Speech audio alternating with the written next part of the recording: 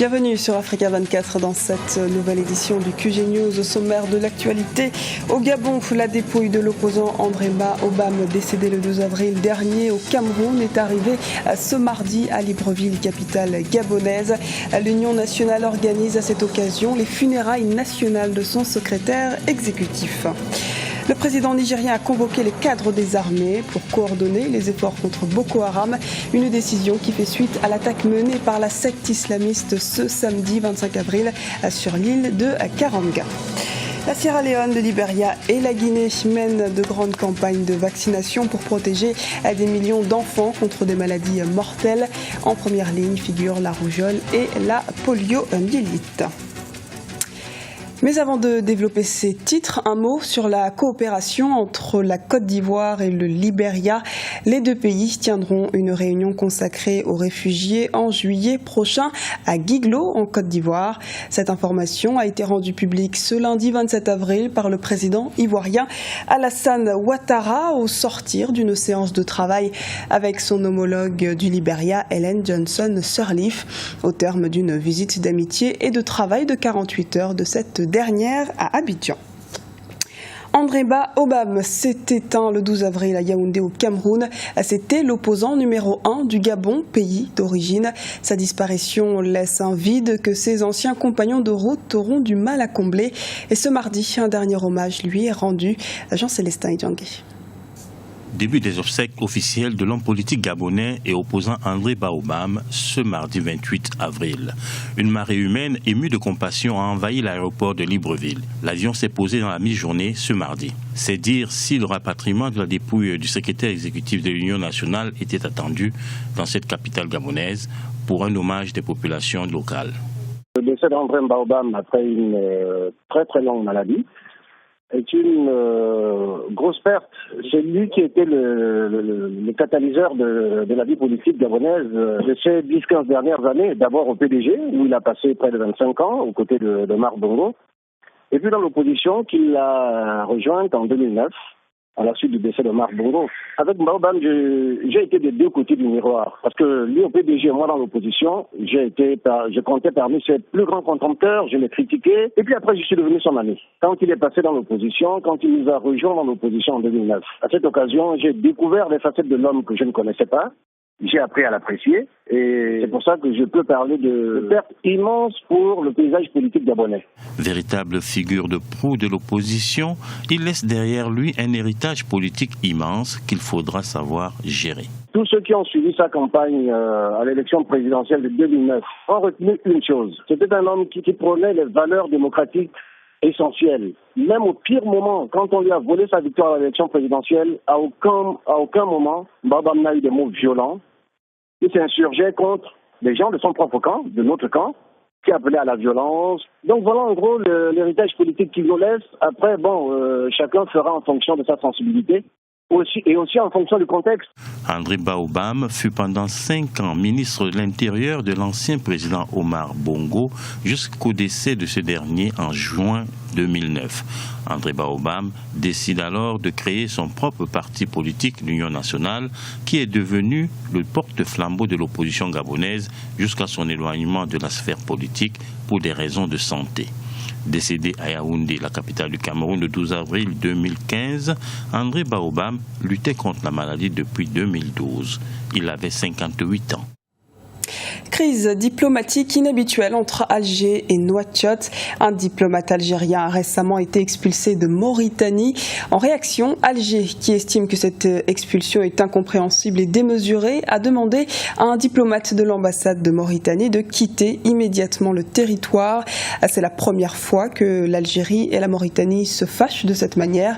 À l'origine de la crise, un article de presse d'un journaliste mauritanien se plaignant de la présence de cannabis sur son territoire. Une drogue qui arriverait par la frontière marocaine.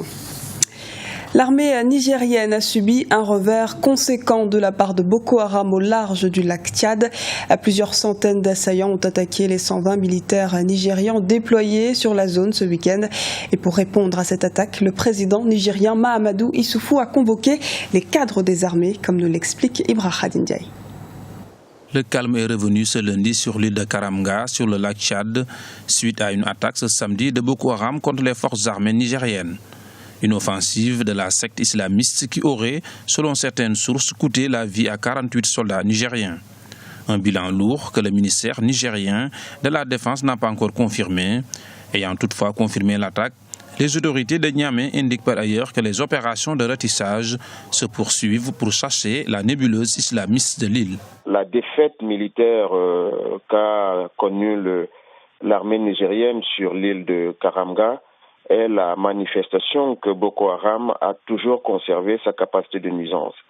Il est à rappeler que même si les succès militaires ont été enregistrés sur le terrain, notamment depuis que le Tchad et le Niger sont rentrés en guerre, la reprise de plus de 36 localités et des principales capitales, notamment la Damawa et Yobe, Boko Haram a tout de même conservé sa capacité de nuisance.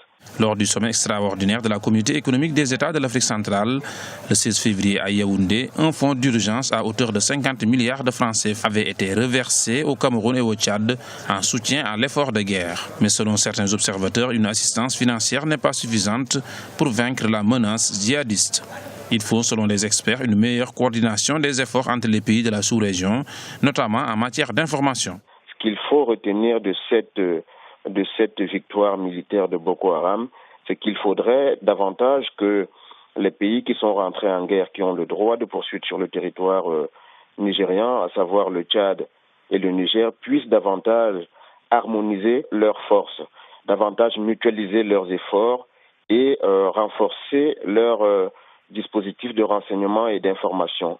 Parce qu'on voit très bien que ce n'est pas la première incursion que Boko Haram a pu infliger depuis quelques semaines maintenant. Il y a quelques jours, l'attaque sur une localité du Cameroun qui a fait plus d'une dizaine de morts. C'est la deuxième fois depuis le mois de février cette année que Boko Haram, qui tente de créer un califat dans le nord du Nigeria et les pays avoisinants, tente de s'emparer de l'île de Karamga, une localité stratégique puisque située aux confins des 4 pays en première ligne face à l'insurrection islamiste, à savoir le Nigeria où Boko Haram s'est implanté, le Tchad, le Cameroun et le Niger.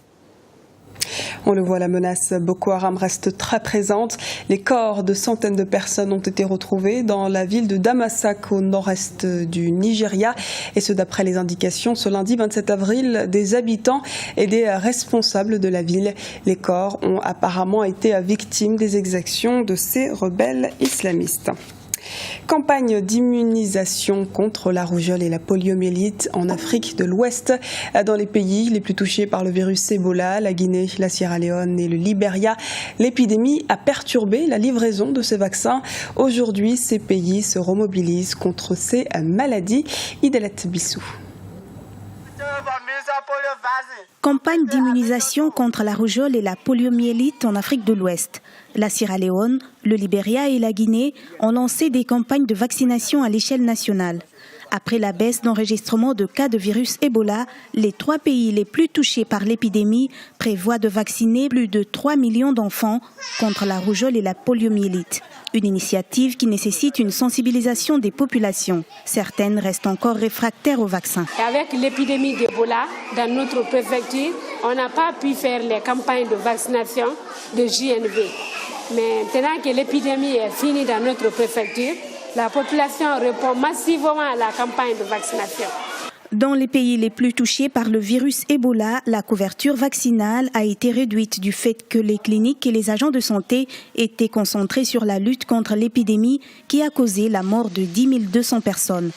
L'épidémie a perturbé la livraison des vaccins contre la rougeole, la poliomyélite ainsi que la tuberculose. Avec la peur de passer d'Ebola et que la population, certains en ont peur. Mais en tant que chef de poste et jeune de la communauté, avec la sensibilisation à l'appui, la population arrive quand même à affronter le poste pour la vaccination. Le 18 avril dernier, la Guinée a lancé une campagne nationale contre la rougeole, ciblant 1,3 million d'enfants âgés de 6 mois à 9 ans.